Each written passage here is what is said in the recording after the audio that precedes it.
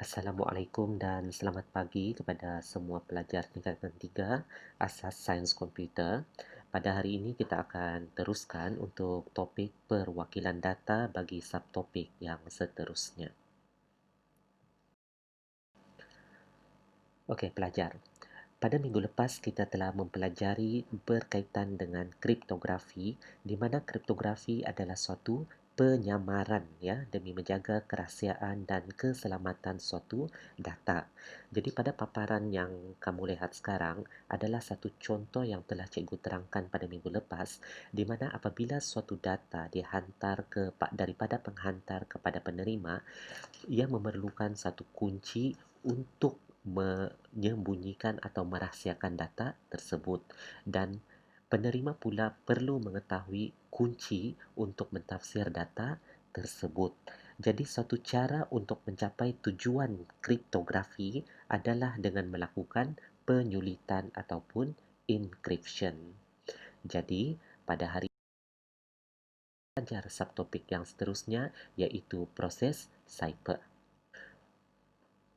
Objektif pembelajaran kita pada hari ini ialah yang pertama, cikgu mahu semua pelajar dapat mengenal pasti dua jenis cipher dan ciri-cirinya dengan betul, dan yang kedua dapat menerangkan langkah demi langkah proses cipher yang melibatkan penyulitan dan nyah sulit dengan betul. Baiklah, untuk memahami proses cipher dengan lebih lanjut, sekarang kita lihat pada gambar rajah yang dipaparkan. Sebagai contohnya, Paul ingin menghantar suatu mesej kepada rakannya. Paul tidak ingin mesej tersebut dipintas ataupun diketahui oleh pihak yang tidak sepatutnya.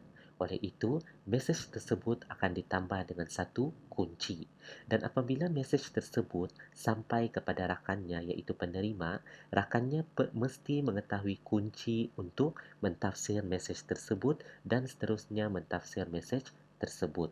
Jadi proses ini merupakan satu proses yang berlaku dan melibatkan kriptografi dan merupakan suatu proses cipher. Jadi dalam proses ini, mesej yang dihantar oleh Paul tadi adalah suatu mesej yang bermakna dia gelar sebagai plain text, dan plain text tadi akan ditambah dengan suatu kunci iaitu melalui proses penyulitan yang dikenali sebagai encryption untuk membentuk ciphertext iaitu teks yang tidak bermakna. Apabila ciphertext sampai kepada penerima iaitu rakannya, ciphertext tadi akan melalui satu proses yang dipanggil prosesnya sulit ataupun decryption iaitu menggunakan kunci yang sepatutnya. Jadi proses ini merupakan satu proses cipher.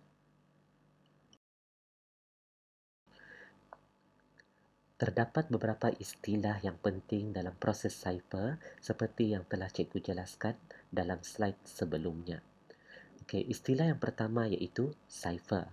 Cipher merupakan pasangan algoritma yang digunakan untuk melakukan penyulitan dan nyah sulit. Yang kedua, teks biasa ataupun plain text merujuk kepada data, maklumat atau mesej yang hendak dihantar kepada penerima.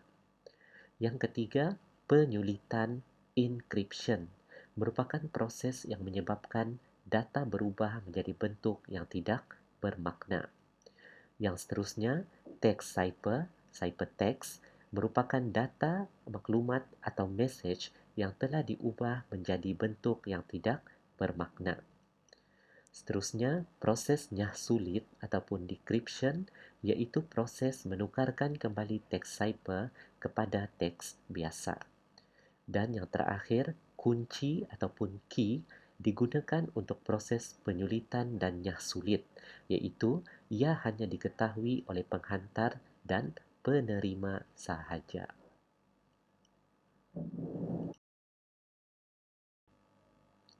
Algoritma kriptografi ataupun cipher yang dicipta pada zaman dahulu dikenali sebagai cipher klasik dan ia hanya melibatkan proses penyulitan dan nyah sulit untuk teks dalam tulisan sahaja ya, dalam bentuk tulisan sahaja. Namun perkembangan teknologi komputer telah membolehkan ciptaan cipher yang lebih kompleks digunakan untuk menyulitkan sebarang bentuk data. Jadi terdapat dua jenis cipher, iaitu yang pertama cipher kunci simetri. Ciri-ciri cipher kunci simetri adalah ia termasuk semua cipher klasik. Kunci yang sama digunakan untuk proses penyulitan dan nyah sulit, dan kunci yang digunakan adalah dalam bentuk nombor, huruf, perkataan atau simbol. Maklumat kunci mesti disimpan secara rahsia dan penghantar serta penerima boleh menjana kunci rahsia yang baru. Jadi itu merupakan ciri-ciri bagi cipher kunci simetri. Kita lihat jenis cipher yang kedua, iaitu cipher kunci tidak simetri.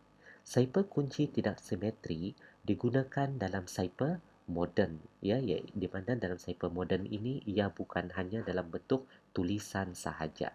Okey, ciri yang kedua ialah ia kompleks dan melibatkan pengiraan matematik. Ia melibatkan dua kunci, iaitu kunci awam dan kunci persendirian, di mana kunci awam boleh digunakan oleh sesiapa sahaja untuk proses penyulitan, manakala kunci persendirian disimpan secara rahsia oleh penerima sahaja. Dalam cipher kunci tidak simetri, prosesnya sulit memerlukan algoritma yang sepadan dengan kunci persendirian. Baiklah pelajar, sekarang kita lihat pula langkah-langkah yang berlaku semasa proses penyulitan ataupun encryption. Jadi semasa proses penyulitan atau encryption, kita tahu bahawa message iaitu data yang bermakna akan ditukarkan kepada data yang tidak bermakna, iaitu data yang bermakna atau message yang bermakna teks biasa, plain text, ditukarkan kepada teks cipher iaitu ciphertext.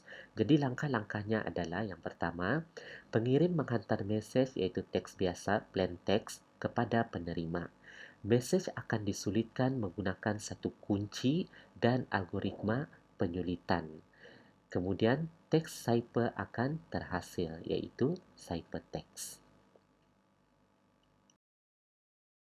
Kalau langkah-langkah dalam proses yang seterusnya, iaitu prosesnya sulit ataupun decryption, adalah proses untuk menukarkan semula teks cipher iaitu ciphertext kepada teks biasa iaitu plain text. Di mana teks cipher tadi adalah teks yang tidak bermakna, kita tukarkan semula kepada teks yang bermakna iaitu plain text. Jadi proses yang terlibat adalah proses nyah sulit menggunakan kunci dan algoritma nyah sulit.